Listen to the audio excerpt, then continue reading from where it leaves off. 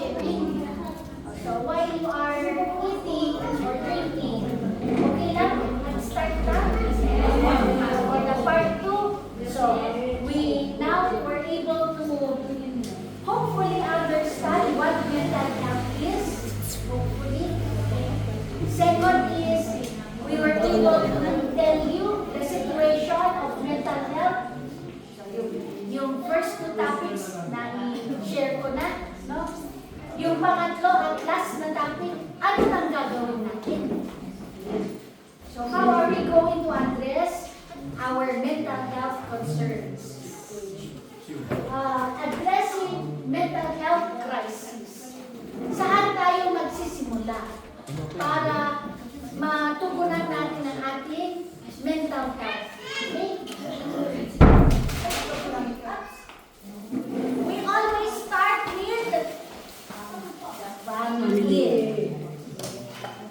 The first step to work on our mental health, especially in nurturing o kaya developing our mental health to be at a thriving mode.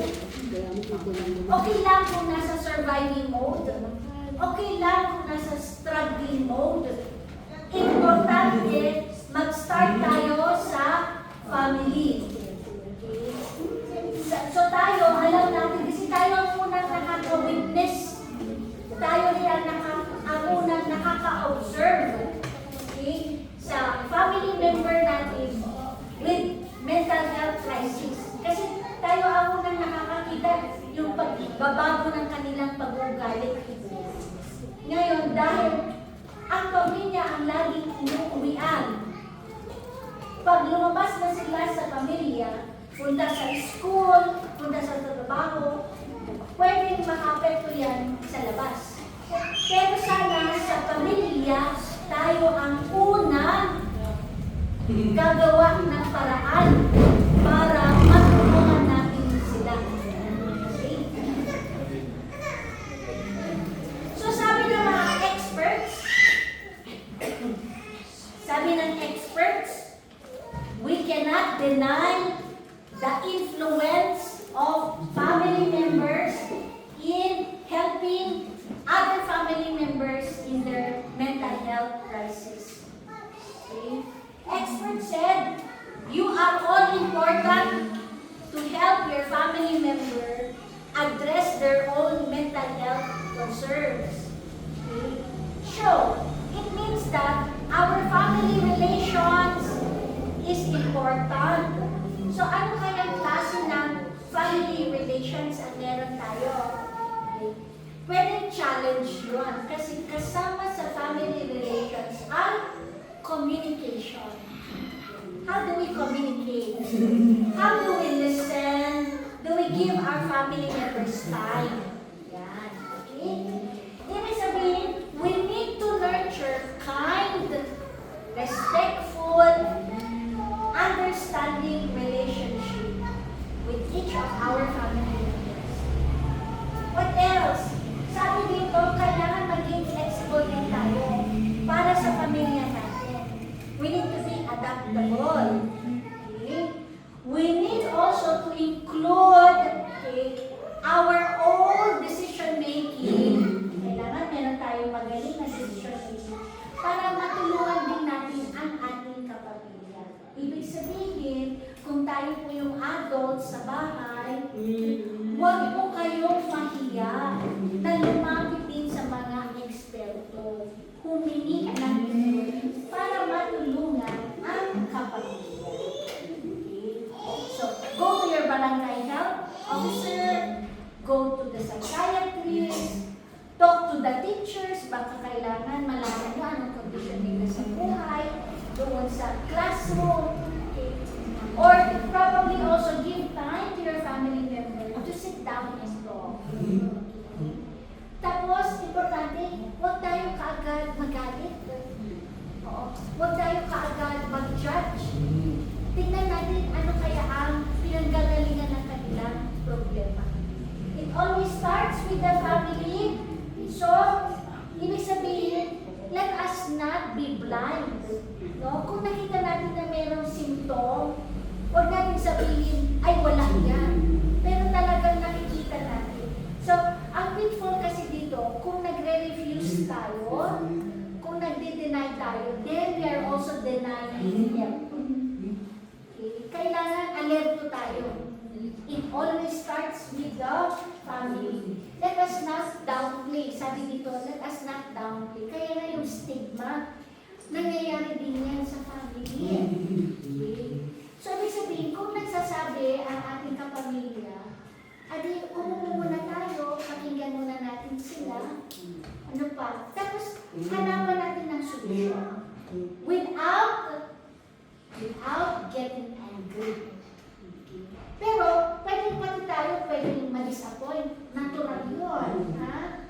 Pwede din tayong magalit. Natural yun. Pero bago tayo mag-react, kailangan isipin muna natin ang reaction natin. Ang reaction ba natin nakakatulong ba sa kanila?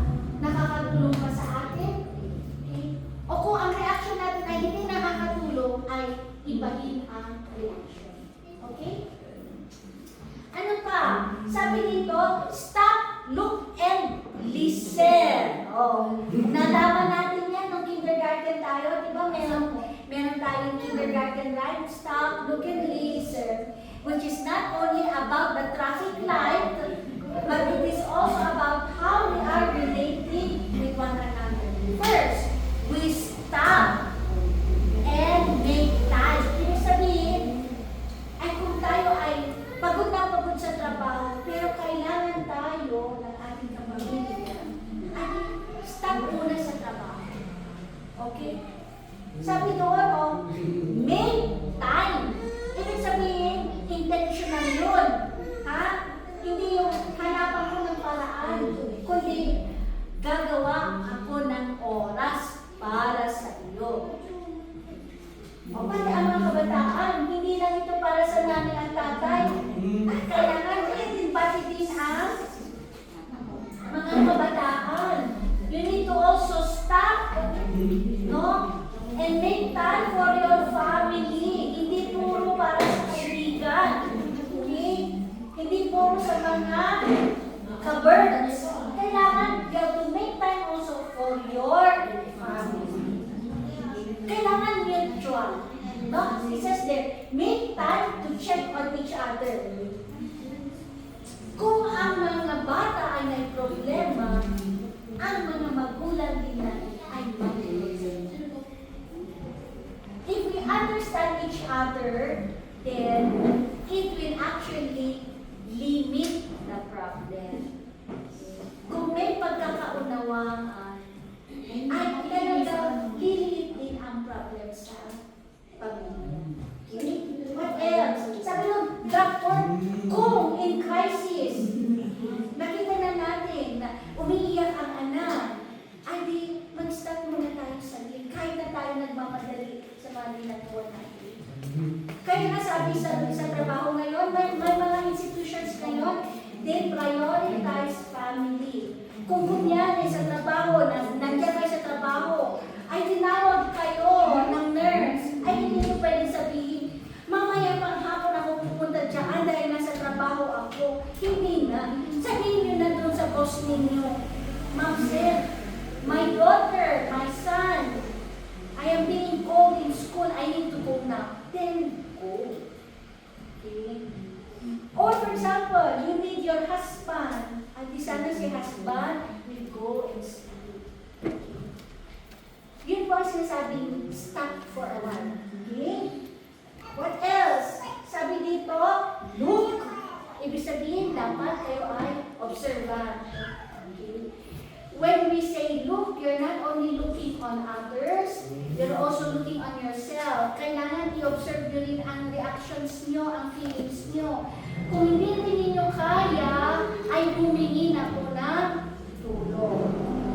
Kung nakita din ninyo na hindi rin kaya ng mga anak, then talk to your children and ask for help. Okay? Red flags, sabi, kailangan makita nyo ang mga red flags. Be observant, yun ang sabi lang, look. Hindi lang yung look na seeing, kailangan pati yung naririnig. Pakinggan ninyo ang sinasabi. Listen. Nagkwekwentuhan pero merong sinasabi. Akala natin tumatawa na sila, pero yung sinasabi nila hindi katawa-tawa. And then, of course, listen. Stop, look, and listen na. Ang ibig sabihin ng listen is, you sit down. Okay? Ang ibig sabihin din ng listen is, you look at the person. Okay? Look at the person. Ang ibig sabihin din ng listen ay, gentle touch. Okay? Listen and then talk. Conversing. Magkwentuhan kayo. Okay? Yun ang ibig sabihin ng listen. Kaya sana, ang cellphone ay, yan din ay may limit. Kasi kung lahat ay nasa cellphone, ay walang pagkakataon na magkwentuhan. So, may oras para sa cellphone, pero may oras din sana sa kwentuhan. Exercise compassion and understanding with one another. Sana meron kayong family time. May family time ba kayo? Hindi lang Sunday. Ang meal time is also a family time. Diba? Ay, masarap pong kumain pag kasama ang pamilya. Iba ang pakiramdam pag kumakain ng mag-isa. Diba? Parang hindi ka busog. Pero pag kasama ang pamilya, masarap ang iba din, pagkasama ang pamilya kumakain dahil pag ang luto ni nanay o tatay, iba ang sarap, di ba? Hindi kagaya ng fast food. Okay? Make time, pray, eat together. Yeah. Pray and eat together. Have leisure together. Sana po magkaroon ng open and positive communication. May mga pagkakaroon kailangan pagalitan, pero sana hindi laging galit. Sana din ang ating mga kabataan, ganun din. Kung may tinatanong ang nanay, tatay, hindi naman ibig sabihin nun ay pabalang kagad ang sayo. Kailangan mutual. Meron po ito, yung wellness, exercise para sa atin. Yung family wellness, una, sabi dyan, importante, meron kayong social time. Kaya diba, pagka Sunday, lalabas, magsisimba, hindi mo kailangan expensive. Yan. Pag bakasyon, lalabas, kailangan po ninyo bonding. Ano pa? Kailangan i-recognize din natin kagalingan ng isa't isa. Intellectual. Magaling ang achievements ng anak, we boast it, di ba? We also celebrate it. Magaling si nanay, then give also award to nanay. Oh, tomorrow is Mother's Day. Punuan na natin ang ating mga asawa. Mother's Day bukas. Kung may Mother's Day, meron din Mother's Day. June naman ang Father's Day. Recognize ang kagaling. Praise each other. Uy, Mama, ang sarap ng luto mo. Uy, Papa, salamat. Ginawa mo itong project ko. Ano pa? Di ba? Praise each other. Spiritual, of course, you need to go mass. Emotional, then of course, have healthy ways of coping. Okay? Yan, ano pa? Do exercise together. Ano pa? Mag-walk kayo. Okay, baka meron kayong garden. Share also your hobby of gardening.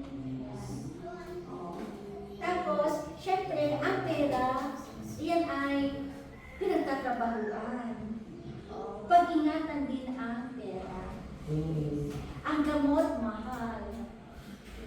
So, para maiwasan ang gamot na bibilhin, ay, pwede naman. Kung kayang huwag maggamot, but nurture your wellness with your family. So much the better. Teach children about budgeting. But also in the family, we need to use our money wisely. Alam niyo po ang wellness na yan, lahat yan pwede maging source ng stress. Diba? Lahat yan pwedeng source ng stress. Pero lahat din yan ay pwedeng source of wellness. So, doon tayo sa wellness kaysa sa stress. Okay? Yan. So, manage your family wellness to nurture positive mental health. Okay? Pangalawa, on addressing our mental health is through the community. Tana itong Barangay Fairview. Ang ganda ng title na sinabi ni Miss Amber, no? Creating a fair view about life. Ano ba yung sabihin ng fair? Ano ba ang maganda? Maganda, patas. Balanse.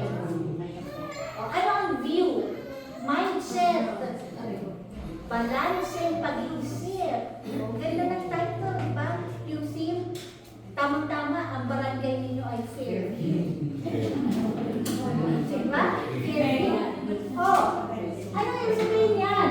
Meron po tayo, RA, lola po ito, no? RA 11036, Mental Health Law. Si Senator Ontiveros ang isa sa nagpanukala nito. Ibig sabihin, pati dapat sa barangay, hindi lang sa eskwelahan. Okay? Dapat may mental health program.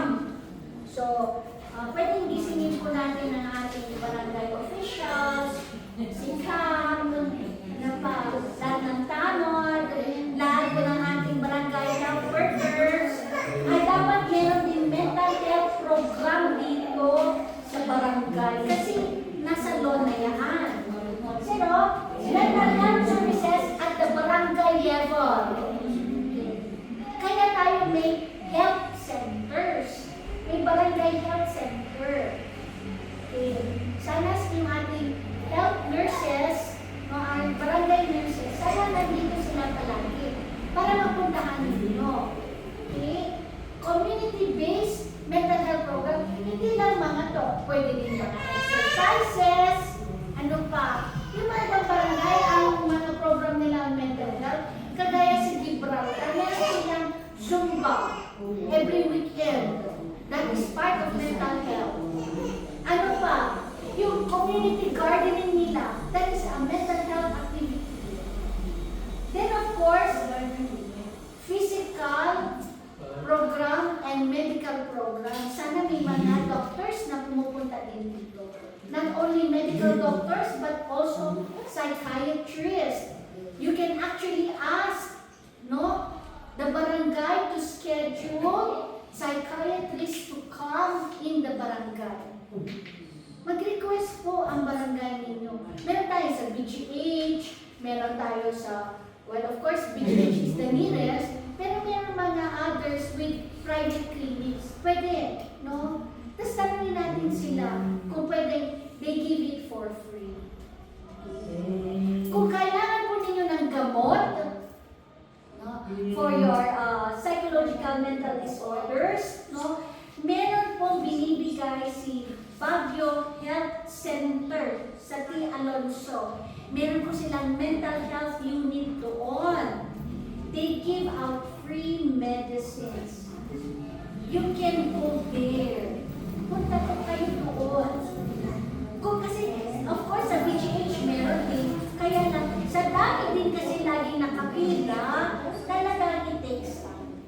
So go to Baguio Health Center sa T. Alonso.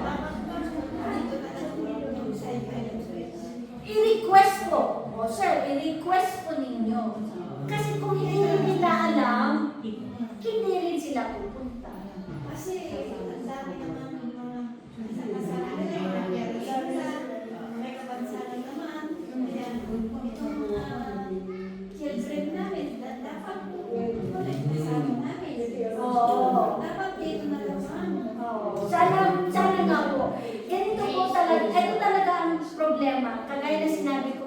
Ma'am Sir, so siguro si Ma'am hindi niya narinig yun. Kulang talaga ang psychiatrist. Sa Baguio City, kulang ang psychiatrist. Kulang din ang psychologist. 1% lang po ang psychiatrist at psychologist sa bansa. Kaya po alam niyo po, ang psychologist at psychiatrist, pag itong pandemic, sila po ang unang na-burn out. Kasi ang dami po nang nakapila. So, kaya po sinasabi ko, i-request po ninyo para ma-schedule nila yung pagpunta. Sino po mag-request? Pwede niyo po ilaan sa barangay captain ninyo at saka sa barangay health officer. Para sila po ang mag-request na may pupunta. Kaya yan, it is a law already. Ibig sabihin, ang mental health program, hindi lang po sa eskwelahan, dapat po sa barangay, meron ding mental health program. Okay? Community wellness, ito yung sinasabi ko. Kayo po, okay? Kayo pwede mag-start with the family. Okay? Kayo po na nandito, pwede kayo ang mag-initiate. Mag-initiate kayo ng mga activities for each other. Call on some experts to help you. Okay, ano pa? Maliban sa to, magkaroon din kayo ng physical activities, wellness activities, ano pa, call for the experts, and then go to DSWD as well. No, mag-request kayo ng PWD card. May benefits po yun. Pag kayo po ay kailangan po legitimate talaga na galing sa DSWD yung PWD card niyo. Kasi meron kayo discounts. You can get discounts on your medicine. Okay? Hindi na DSWD ang bibigay ng ID. It's the PDAW. PDAW, yes. It has to be PDAW. Pero that is, but then they also recognize from PDAW kasi, pagka sinabi din na, some benefits that DSWD provides, pag binigay ng PDAW yung ID ninyo, pag may mga dole outs from DSWD, you are also entitled to it. Kaya kailangan kunin mo ninyo yung card niyo. Huwag po kayo basta-basta pumupunta kung saan-saang office na nagsasabi, we will give you your PWD card. Kailangan doon lang kayo sa PDAW pupunta. Sila po ang official. Kasi ngayon po ang problema, meron mga fake na PWD card. Yun po ang problema ngayon. Pati sa restaurant, meron din kayo discount. In all establishments, there are some discounts. Basta po official legitimate yung PDAW inyo na card. Okay? Yan. Importante po na tayo, we need to protect each other, protect your family, no? Have ways to ensure your mental health in your family. Hindi kaya ng buong barangay. Kaya individually, kailangan pati sa sarili natin, tulungan natin ang sarili natin, tulungan natin ang pamilya natin. Para yung community din, kung nag-start sa family, a healthy family, kung lahat tayo ay may healthy family, that will also now create a healthy community. Community-based activities, yun yung sinasabi, pwedeng manggaling sa inyo, okay, yung mga activities. And then of course, the third one is mental health program in schools. Kaya kung active din sana tayo sa school ng mga anak natin. Para kung may problem, no, si teacher at saka si counselor can also help you out. No? Teachers are very important. Counselors are very important. Kaya pag sinabi ng mga anak natin, tinawag ako ng counselor, ay, huwag niyo po mamasalan. Kasi ang counselors tumutulong sila sa mga anak.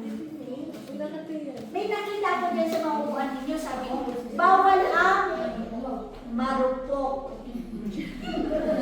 Papalitan ko po yung label dyan.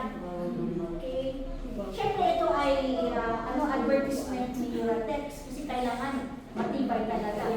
Pero sa buhay natural, ang maging marupok.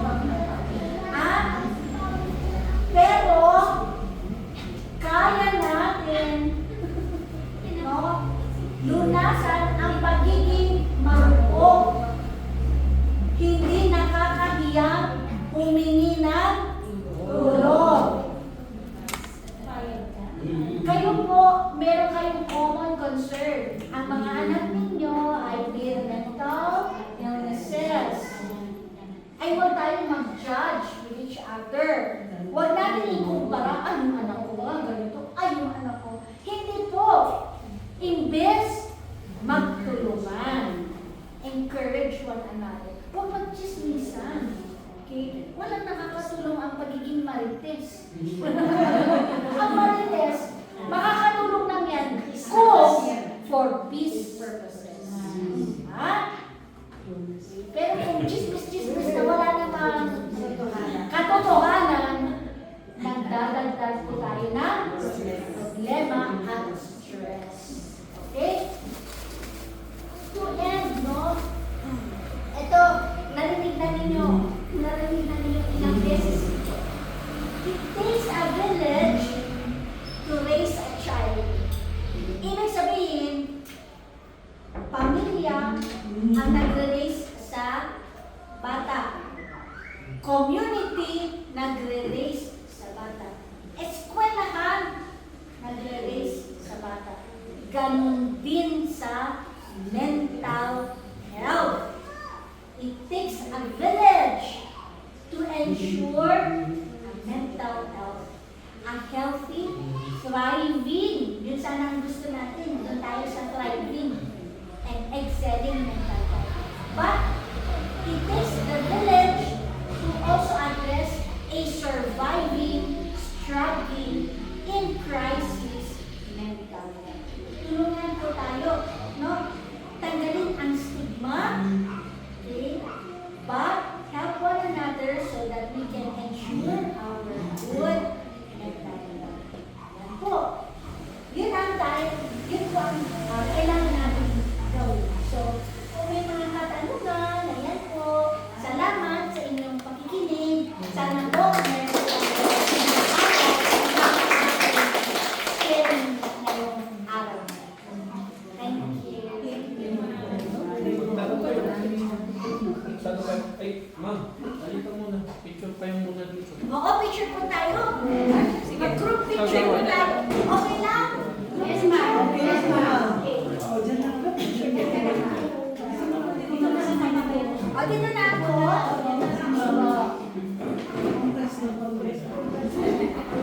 Sasama na po kayo. Yes.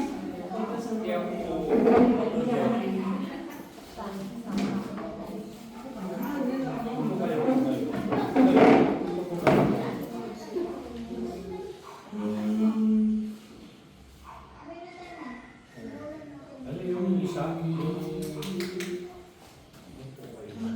Sir, sama po kayo. Kasi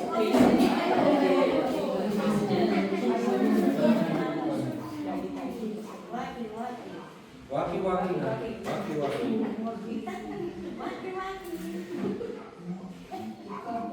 Kaya, sapa.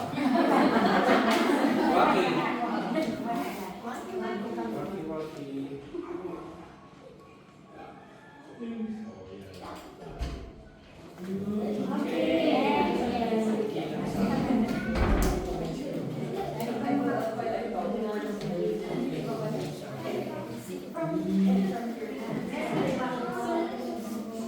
Hi po everyone!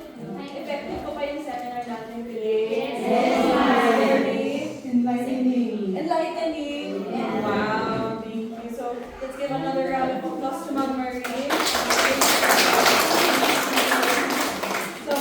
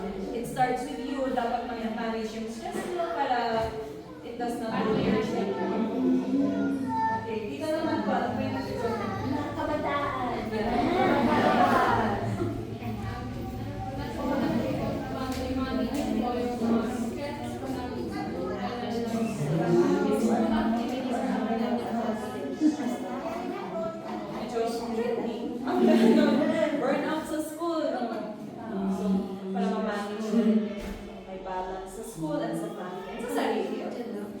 Ayun, okay. So thank you again everyone for coming. And I will be awarding a great certificate of appreciation to Ma'am Marie.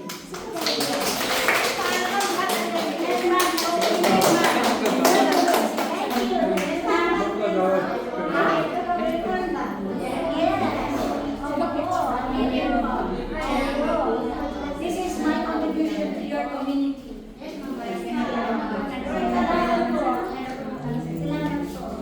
So I'll be reading lang po yung content ng certificate. Certificate of appreciation. This certificate is proudly presented to Marie Alami as Refuerzo. In deep gratitude for sharing her invaluable insights and heartfelt dedication as a resource speaker during the Mental Health Awareness and Stress Management Training Seminar under the project Empowering Families for a Fair View Online.